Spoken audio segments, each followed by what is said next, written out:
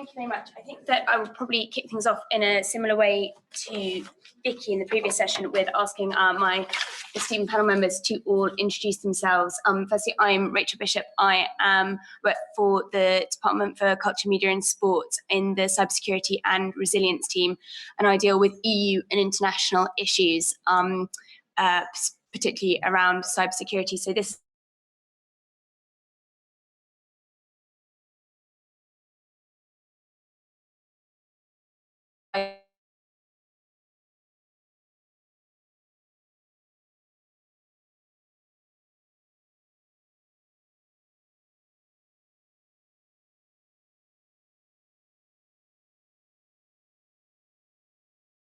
the flow of data and the impact of privacy and trust in that. Started about 7 or 8 years ago as the CIO of the Royal Mail, where, not of the Royal Mail in entirety, but in the innovation arm of the Royal Mail.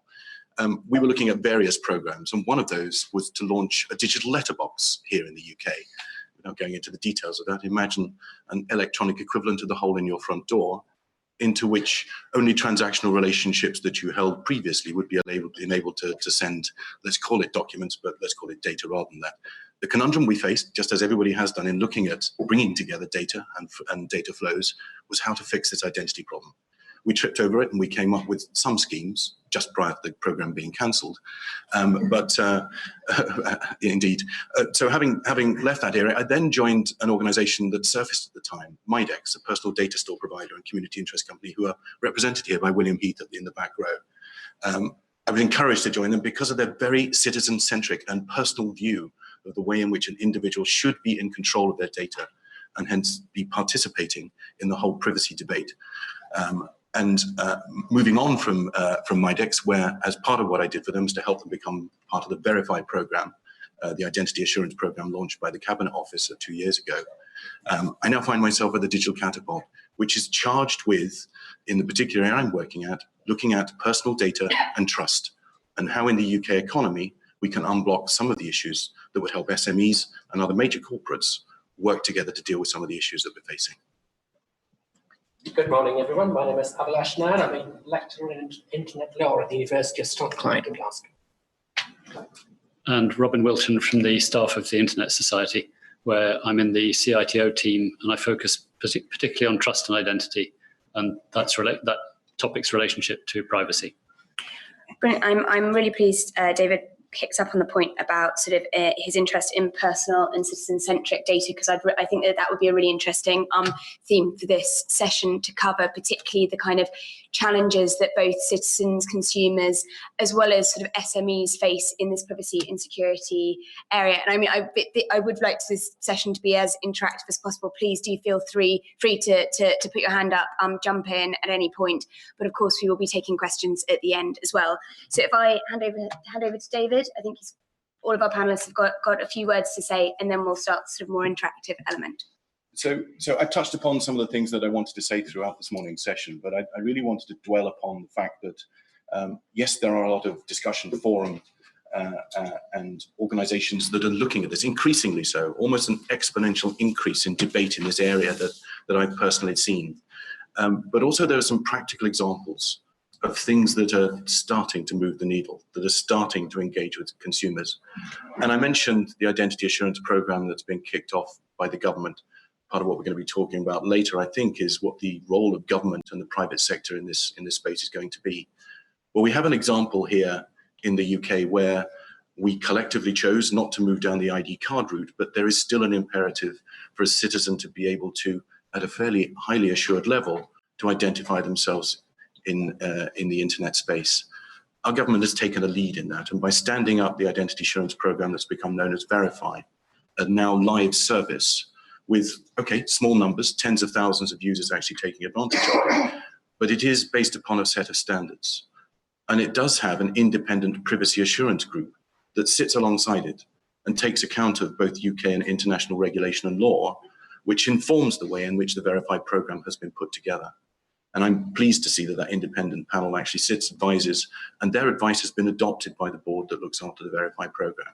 So I'm encouraged by that, and it's an indication of the fact that if we do rather than just talk, we can actually start to move the needle. And I think that's one of Chris Ferguson's, the Deputy Director in the Cabinet Office's mantras: get on with it. And their agile way of launching things is to try and do.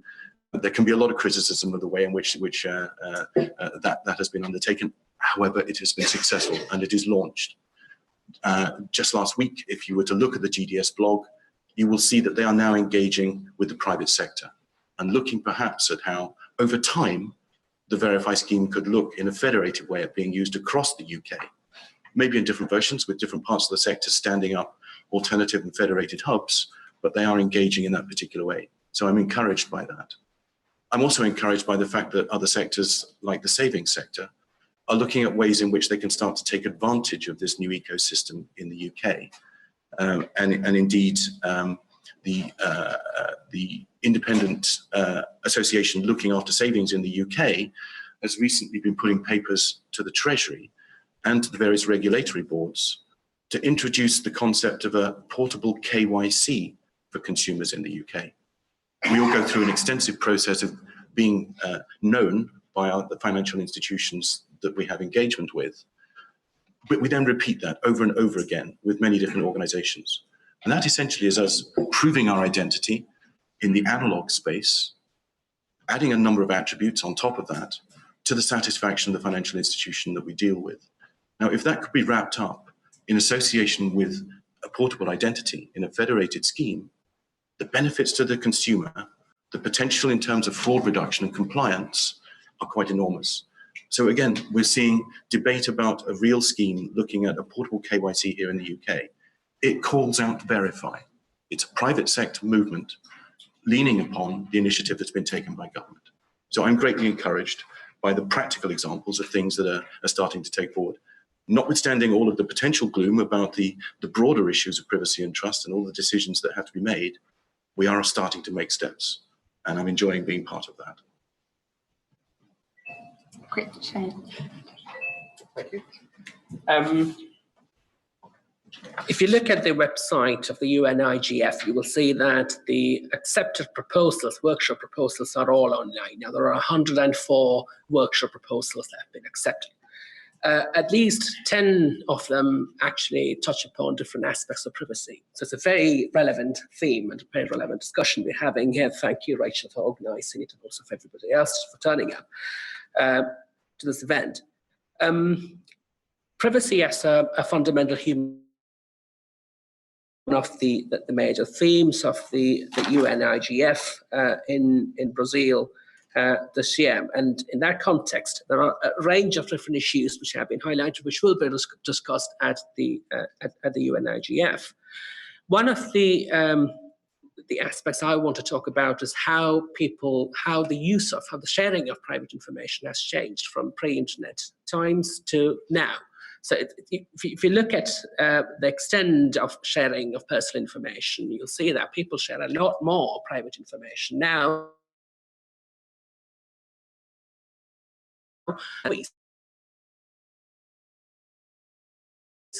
Personal information online, you will be missing out on a lot of opportunities. For example, to buy a cheap flight ticket, the choice is either you share your information online and get a cheaper ticket, or you go to the high street and get a dearer ticket. So it is sharing private information, personal information has become no longer a choice, really. Now, a lot of people still are quite reluctant to do that. Mainly because of a lack of trust as to what happens to their personal information once shared online. And it's quite tempting to assume that it's people who know, who have a better idea about the actual risk involved in sharing information, who will be more reluctant to share it. In fact, studies point at the opposite. It's actually people who don't really have a clue about what happens to your personal information are more reluctant to share information because they think that in the internet is a risky place to post personal information, share personal information. So the risk of that, of a section of a society not willing to use the internet or use its full potential for for privacy concerns is that you risk widening what is known as the digital divide. The risk is that you alienate a larger section of society from the benefits of using and accessing the internet. So essentially, I think an overarching theme we should be talking about is how to increase that trust in using the internet and alleviating privacy concerns, at the same time addressing genuine privacy concerns. And that involves all stakeholders. It's not just the job of governments to ensure adequate privacy standards across the internet. Industry has a major role to play, privacy by design, as most of you would know, and also to ensure transparency and openness in the way in which they compile, process, and share personal information, and in particular, obtaining consent from people. I want to talk about consent in a bit more detail.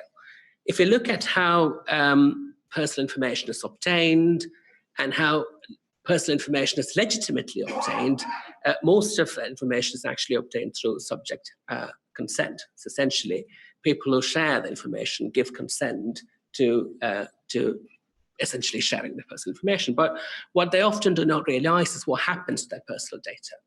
Their personal data can actually be transferred to a third party or to other countries, and it will still be legitimate because they would have consented to that, right? And if you go back to 1956, at least in English law, it's quite clear. Lord Denning said that if there are onerous clauses in a contract, then a red hand rule applies. Essentially, the notice to be given to parties where onerous clauses are imposed on them, then the notice must be that much more prominent.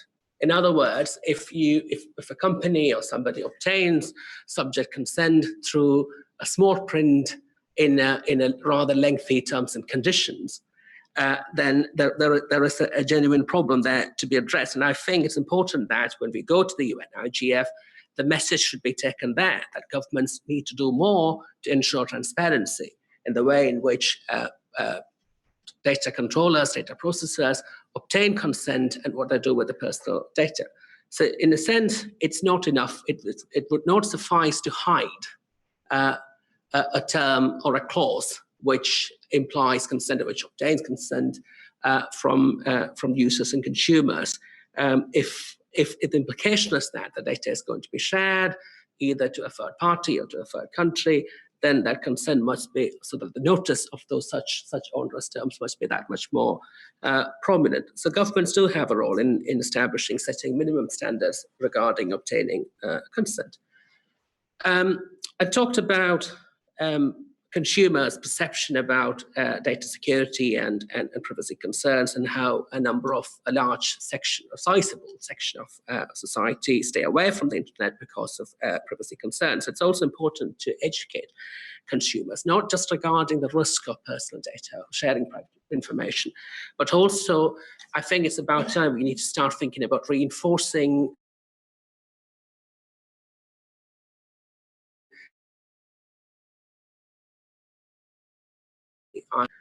when the personal data or the private information gets into the hands of a third party. Essentially, the concept of informational privacy should mean that you should have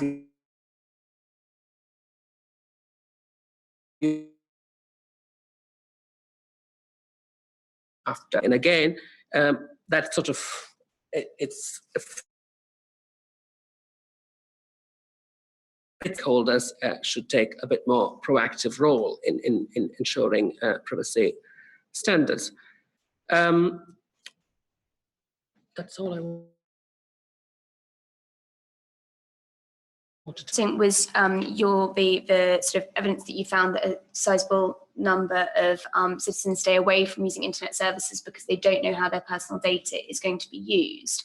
I was interested in knowing your thoughts about the sort of flip side of that, whereby we see a lot of consumer demand driven by a desire for sort of free services, where maybe consumers don't know exactly that they're being paid for via sharing their personal data, and whether that sort of presents a tension in terms of the need to educate or spread information about how data is used. Well, it's interesting. It's a very interesting and valid question. those who use free services and are more willing to share personal information fall into a particular age group as a general rule. So it's usually that younger people who use social media, Facebook, for example, who are more willing to share personal information without realizing its implications. What I was talking about earlier about people reluctant to share personal information was more from an electronic commerce perspective, whereas, for example, if you have to share your bank details or credit card details, then obviously they're not usually free services. So I think if you look at the larger picture, people are less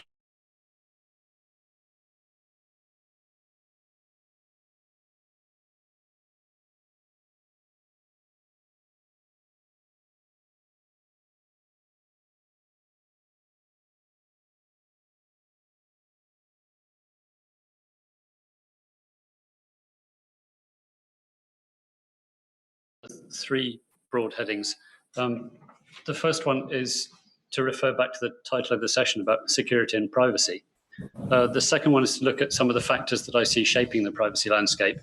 And then the third one is to just say a couple of things about the perspective that my team, Trust and Identity team, has on these questions. So thinking back to the title of the session, privacy and security, there's a kind of meme or cliche that I want to nail from the beginning. And that is the remark you often hear that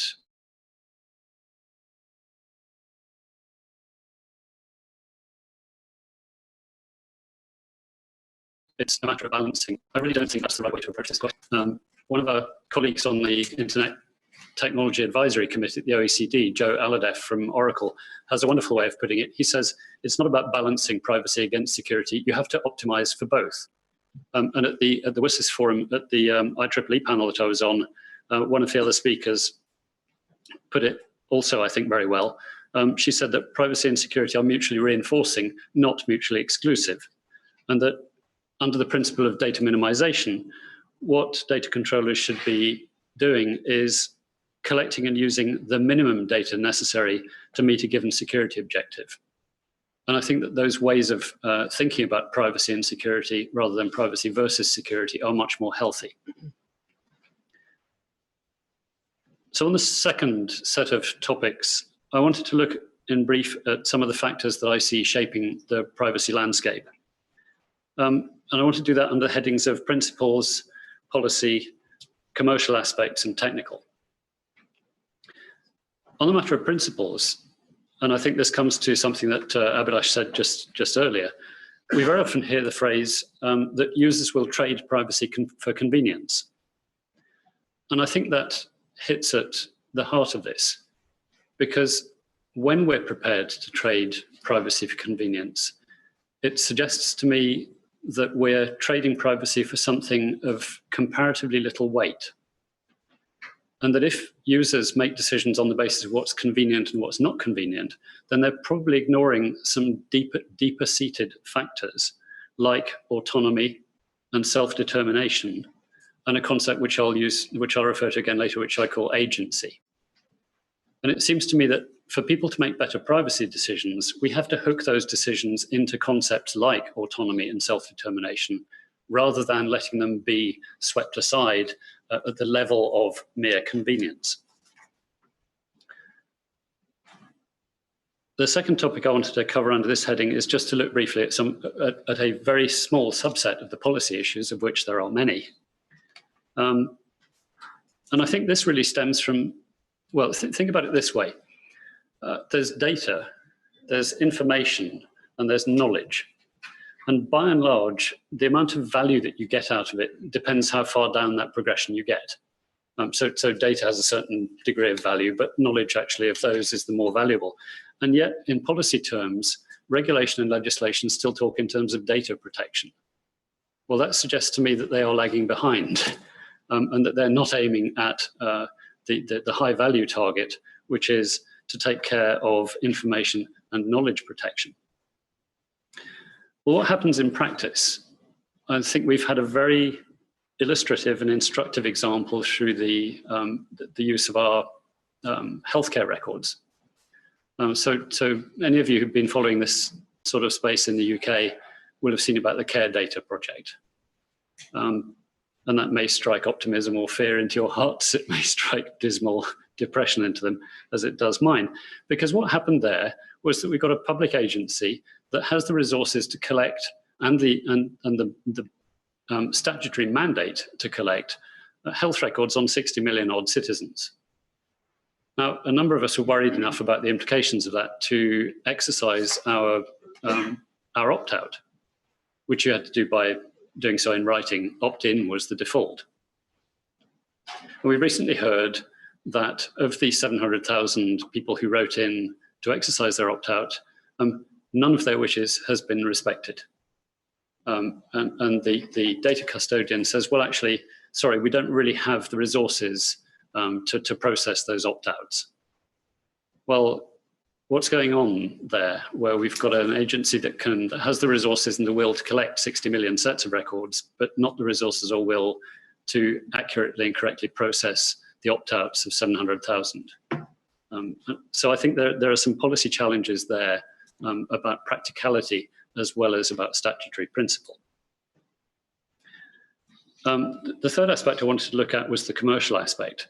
And I think here, the shortest way I can sum it up is to say that we've gone through the industrial age, we've gone through the information age, we're now in the monetization age.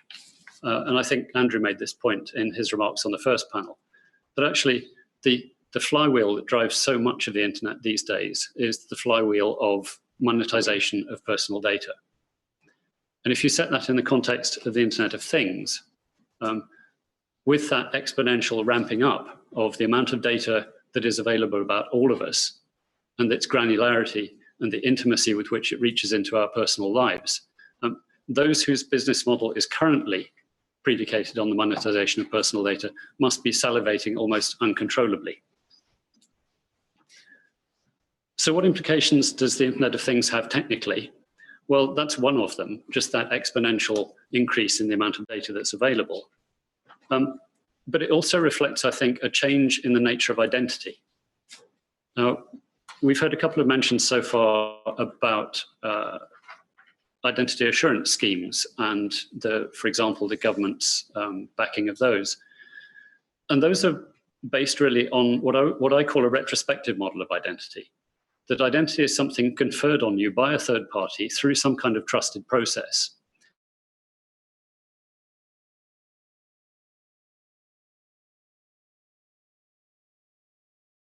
And it was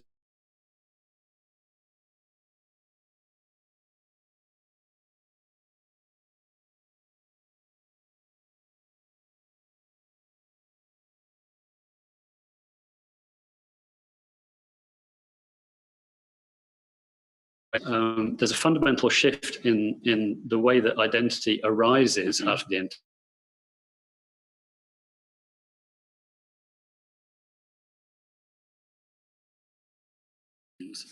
At least as important as assertions of identity per se. Identity per se, that's a bit of an oxymoron, isn't it? So lastly, the perspective of the trust and identity team, very briefly, our view fundamentally is that identity, privacy and security are mutually reinforcing pillars of trust in the internet infrastructure, but there are many others. And so we're doing a piece of work we call Vectors of Trust to look at the other factors that contribute to or detract from trust in the internet. We're also looking at a couple of projects I'm running on the way that users make privacy choices and how we can influence that to produce a virtuous cycle rather than the current vicious one of bad privacy habit forming, and some work on ethical data handling, which seems to be a very hot topic at the moment. And with that, I will hand back. Great. Well, those pieces of work all sound incredibly interesting, and I'm looking forward to hearing when you've got any sort of interim or final results on all of those. I found your presentation incredibly interesting about how this kind of, but particularly the point you made that this debate shouldn't be viewed as a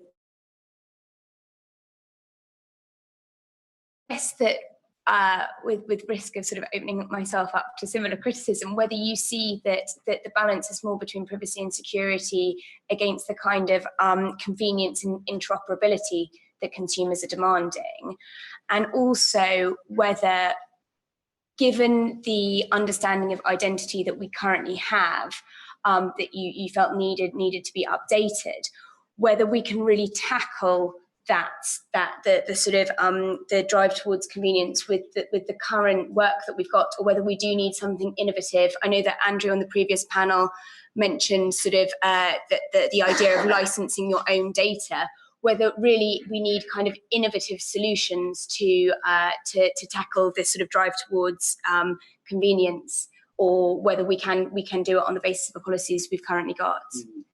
But I certainly don't think policy can fix this on its own. I think innovation is needed. I think MyDex, as a great example, at least since 2007, 2008, has really broken new ground in this area. First, by exploiting the technical opportunities and creating a third-party agent in this distributed online world that we inhabit, a third-party agent that can act on the user's behalf.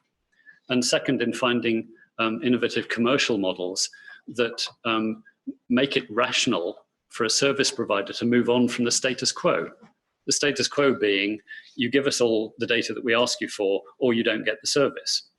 Well, I think what William and his team did was to find a quite compelling reason why a service provider might want to come to this third-party agent, where you would open up a much richer set of data feeds for the service provider than they would get from their simple one-to-one relationship with you as a consumer. So I think that model of third-party things that give the user greater agency is both innovative, it can be commercially viable, and I think as users, it also could make the Internet of Things manageable, where otherwise we risk finding it too inconvenient to go around our household individually setting privacy preferences on each smart light bulb and each smart sock. So the idea that there might be a home controller could reduce that mass of Internet of smart objects to a manageable subset of things and relationships in ways that otherwise I don't think we will find manageable. But then it comes back to the point about proprietary deployments. It's pretty easy to see that actually, if we get household controllers, the first 3 will be made by Apple, Google, and someone else. So there's a real risk there of walled gardens. Not necessarily a bad thing to get things going, but a bad thing in the long term. I've got a long list of questions myself, but I can definitely see that the people in the audience do as well. So I think I'd like to definitely throw the panel open so that we can take account of as many questions as possible. So I think we've got a lady here, and welcome.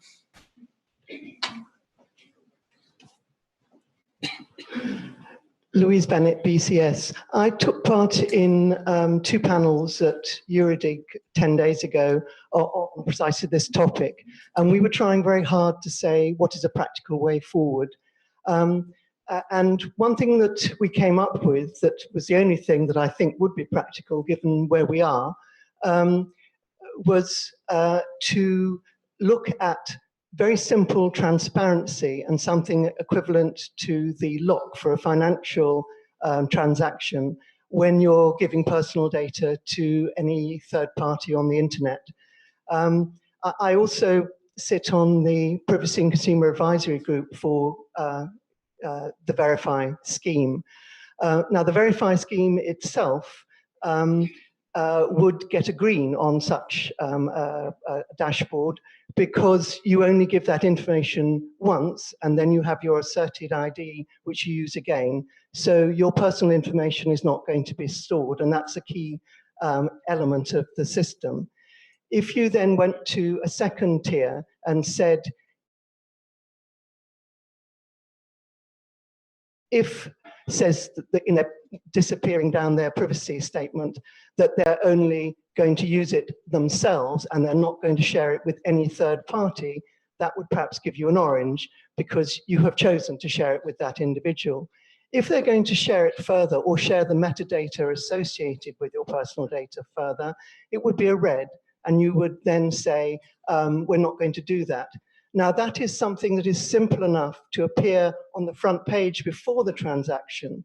And I think it's only if you do that, and you can only get that kind of thing done through things like consumer protection, which is going to be in part of the new Digital Economy Act in the EU, I think that is a practical way forward. And I'm concerned that, like many people here, I've been talking about this subject for 10, 15, 20 years, and we need practical solutions. So I'd like to ask the panel if they think that is a practical way forward, and if that is something we could push for to improve things in this area.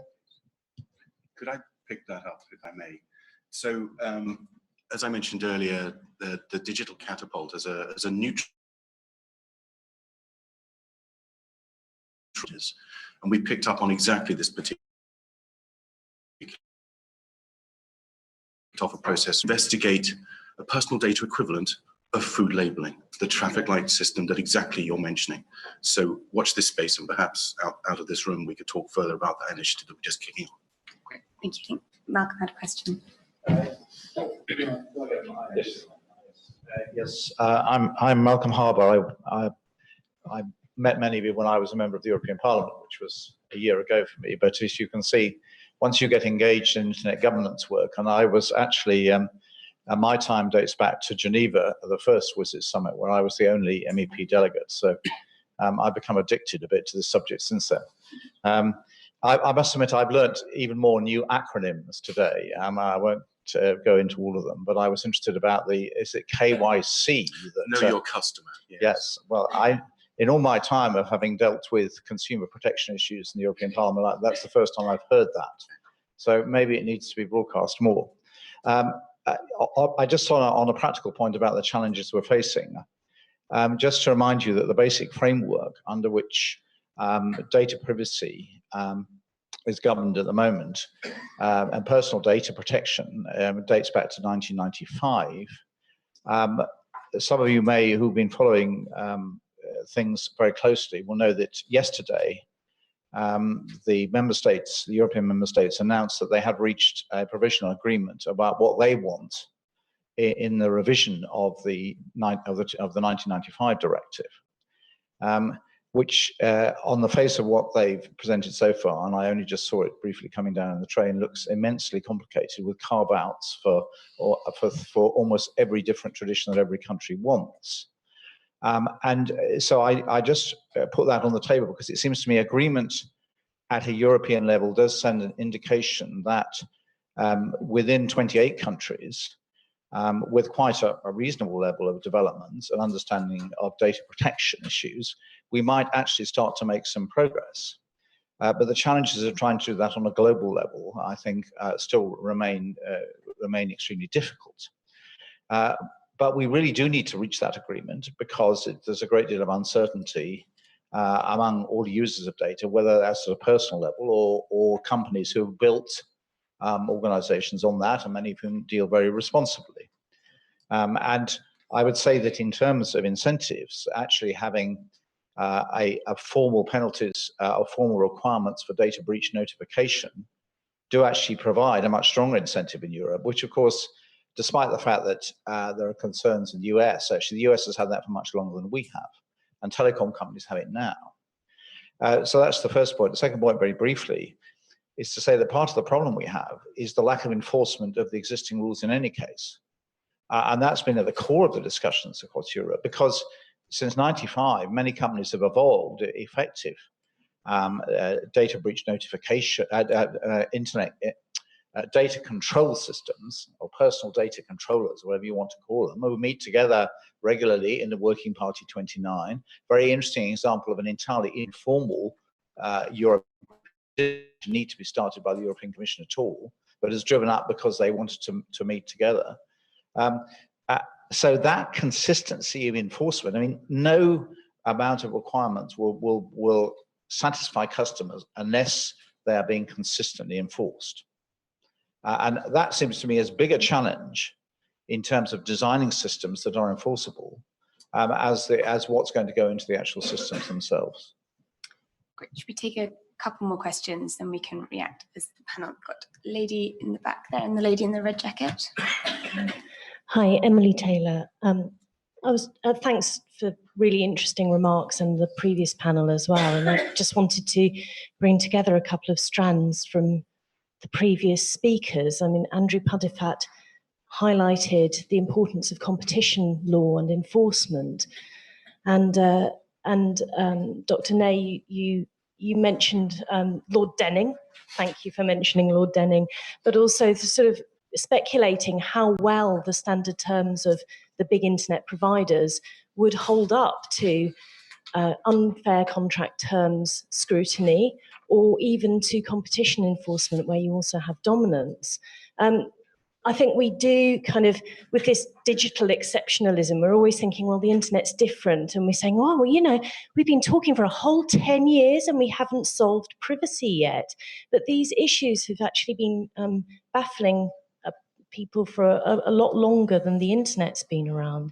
So I'd just like to hear your thoughts about whether we can use existing tools more smartly, whether we can use competition law to enforce against dominance and unfair contract terms as well.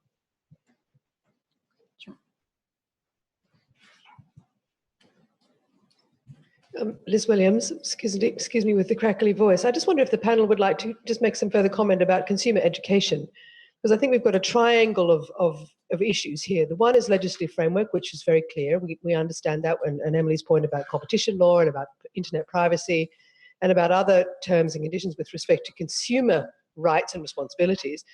There is a missing piece here which says consumer, know your rights and exercise them. And then, but part of that is an education process that needs to take place, because in the study of, for me, my beginning working on the regulation of privacy in the internet happened in Australia in 1995, when we were talking to politicians and running not a campaign, running an advocacy system of ensuring that politicians actually understood what it meant to have the internet introduced into Australia, when at the very same time we were expanding competition in our domain name service provision. So it all sort of happened at the same time.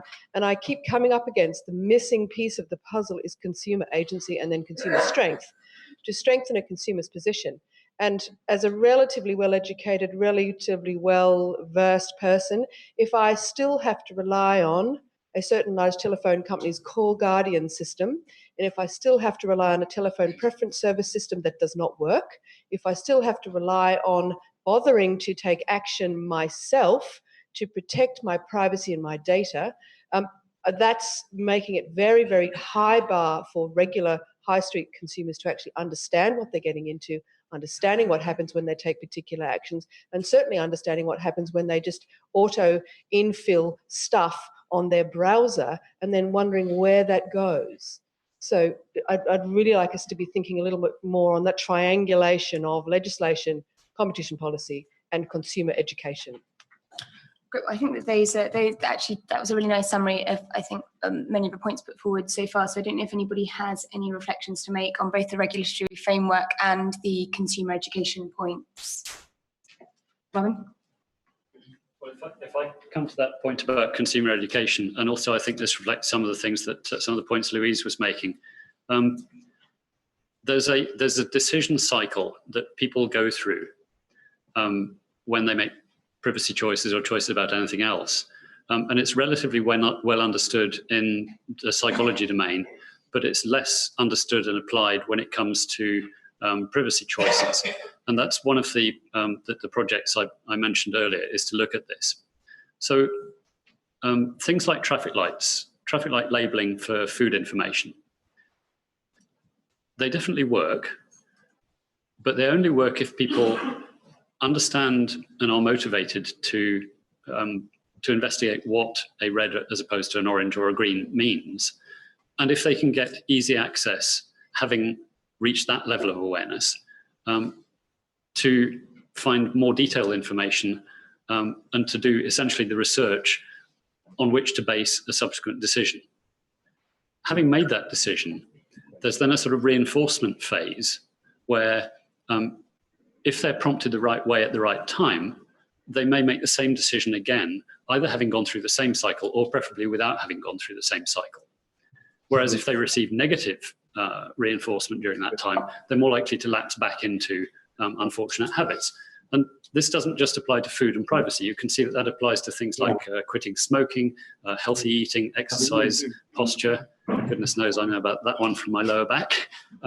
So there are so many domains in which we get into this, as I say, a vicious spiral of habit forming. And so my user privacy choices project is about trying to reverse that. So the key point is, at those different steps in the decision-making process, different interventions work, or at least different interventions have the best chance of working. So one of the things I want to explore is, at what point does it make sense to give someone a privacy tool or a privacy app? Because if you ignore the preceding steps in the decision-making cycle, it's a bit like someone coming to you and saying, I think I need to lose weight, and you give them an exercise bike, and you say, there you go, problem solved. And you haven't really motivated them to get on the bike, and they haven't got on it and used it, so there are rather a lot of stages missing. So I think there are different interventions possible at the different phases in the cycle, and if anyone wants to help us investigate what those are and what might work best at those stages, please come and have a chat with me in the coffee break. Great. A colleague from UNESCO, and the gentleman was there. Thank you for giving the floor. I just want to ask a question about anonymity and encryption. You know, recently UN Special Rapporteur on Free Expression, David Kay, had released a report on the promotion of anonymity and encryption on internet as an enabler to all the fundamental free expression and privacy.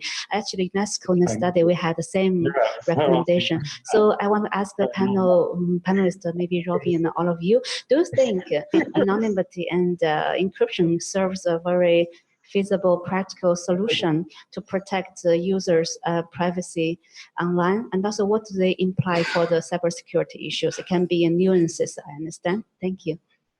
Well, shall I do a 3-second answer and then? Yeah.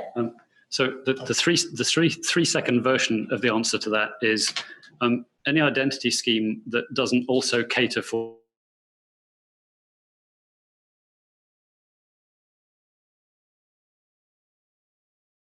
the whole. Yes, it can be useful. It has drawbacks in areas like key management and certificate management, and the flaws of public key infrastructures are relatively well documented, if not acted on. We should be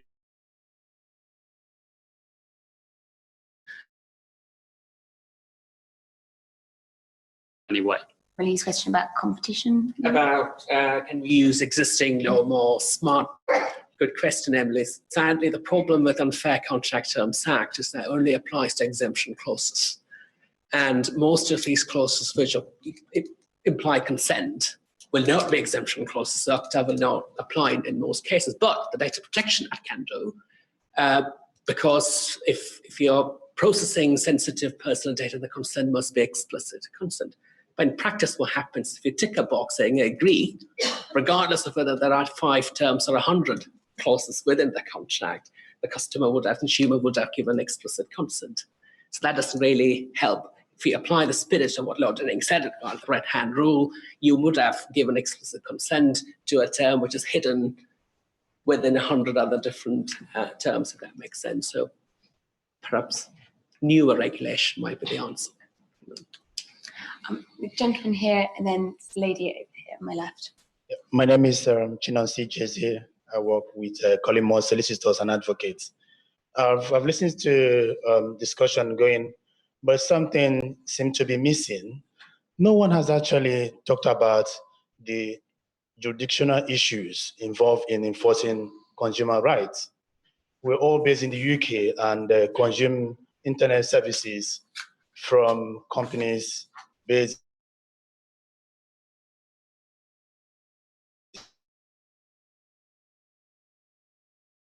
in Article 20.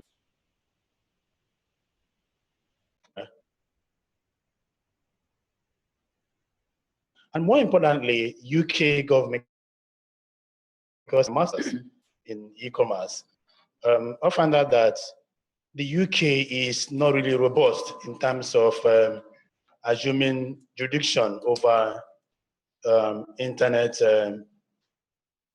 disputes arising from internet services. Unlike America, where they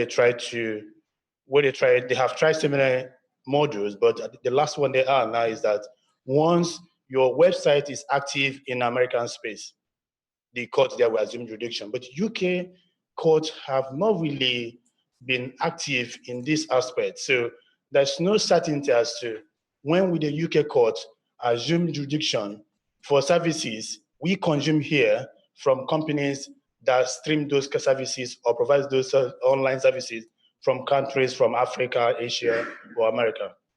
Thank you. So my question is that, or my suggestion is that here we should try to tinker on this and see if we can provide a solution to this on how best to enforce consumer rights online.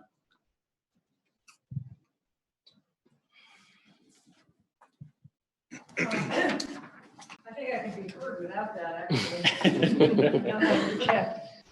Wendy Grossman, freelance writer. I've been covering the internet, privacy, computers, and freedom for 25 years.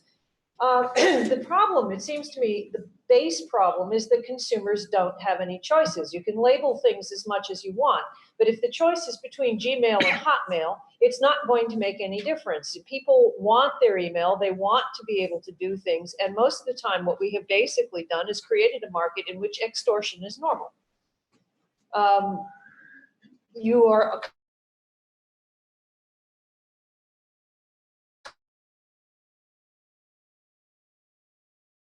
you have to take because your boss has mandated it or whatever, and you don't have choices. So it seems to me the fundamental question is, how do we create a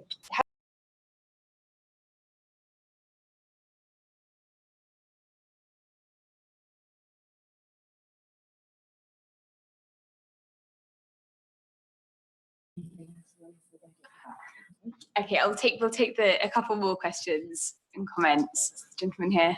Hello, David Michelle. I used to be claiming to be a techie. I took a decision many years ago not to take the Google Analytics cookie.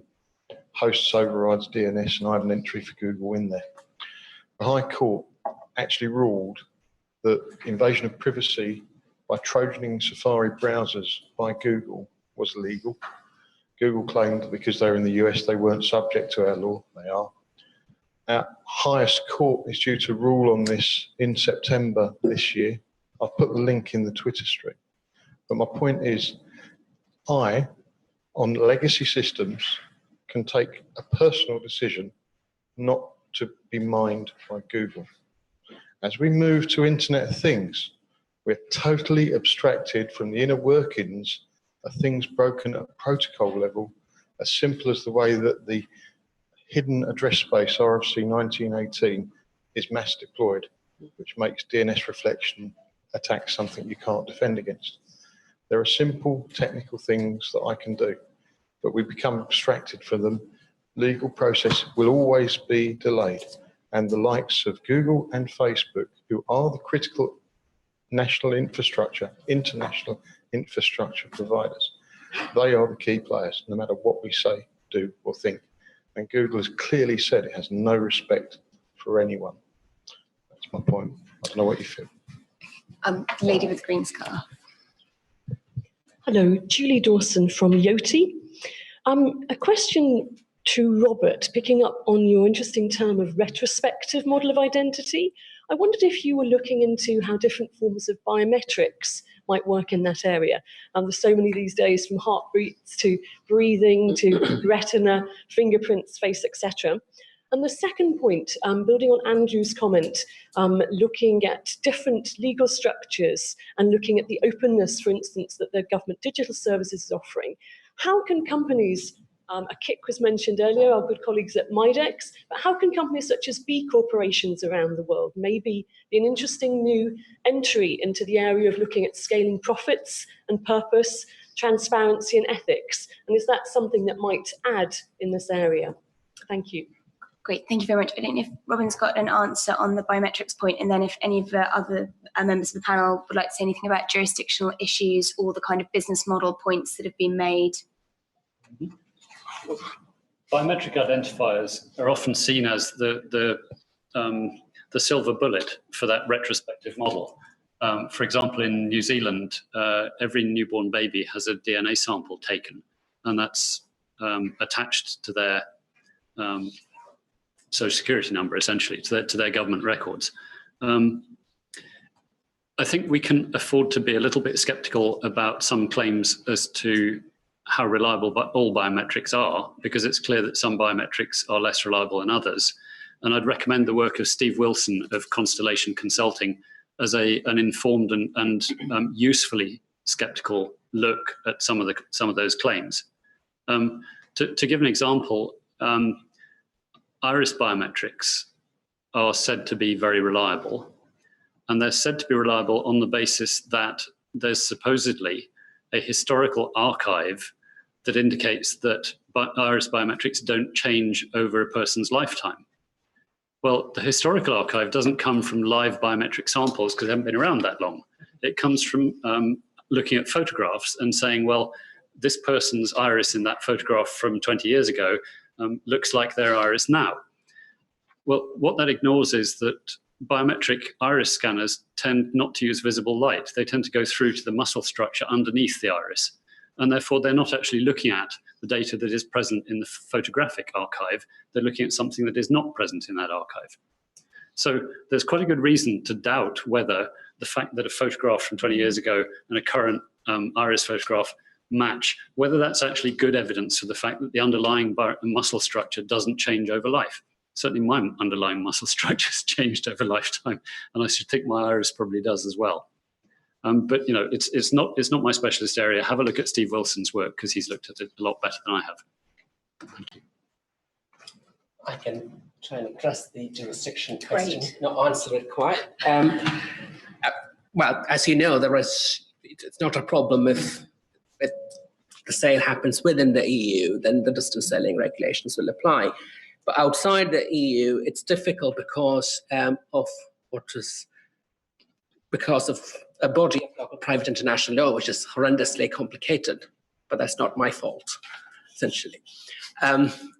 So courts cannot assume jurisdiction without interfering with the sovereignty of other countries in some cases. But there are some sort of areas like defamation where English courts have assumed jurisdiction where there was the impact of the defamation was felt in this jurisdiction, but on a purely consumer contract without really interfering with sovereignty, it would be difficult to assume jurisdiction, I would think, but no expertise in the area. So. Fantastic. Well, we're about to run out of time. I'm just checking to see if the minister's here.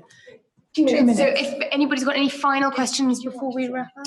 I mean, just one point that I wanted to pick up, that based upon perhaps what we see from a UK economic threat at a macro level posed by some of the overseas internet service providers, the utility that individuals get from adopting those apparently free for services and giving up the privacy rights is something that is very difficult to counter.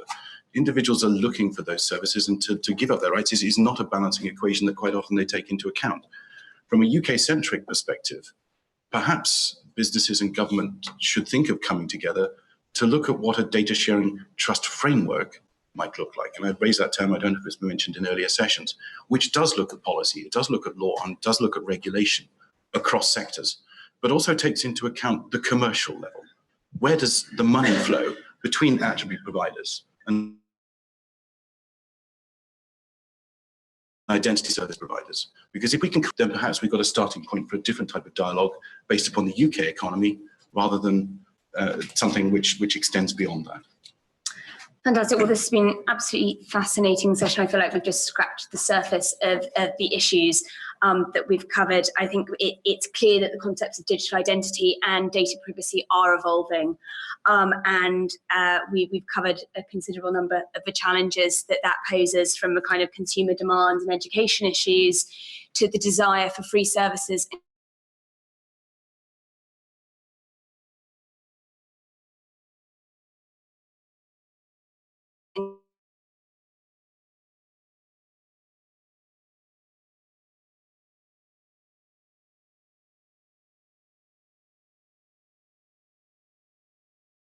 Convenience, and also for kind of innovation, both in terms of how we use identities and identity products that are available for consumers to better understand understand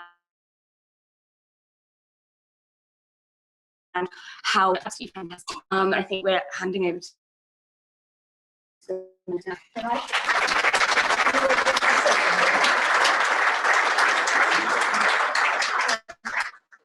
weight between the discussion about what it is we give up as consumers in terms of privacy in order to buy the product. And it reminded me of my early feminist discussions with people when they said, I don't know what you women are on about wanting equality here. Do I not stand up when you come into the room? Do I not hold the chair for you? Do I not let you have a seat? And I was trying to explain this doesn't have equal weight to being able to sit at the table equally and have a discussion. And I think there is something about us getting something proportionate about in giving you this data to make this contract, I'm giving up this much, and please don't assume that it's okay because you're giving me this little bit. And I do think we have to get that kind of discussion into ordinary places with ordinary people and find ways, as we've heard today up here, of collating information and making sure, and Andrew's possibility and others I think talked about a collective way of gathering things together and then making sure we're agreeing to a whole rather than I give you a lot and I get such a little. So thank you very much, everyone. Thank you. Could I ask you to take your good name with you? Thank you, David.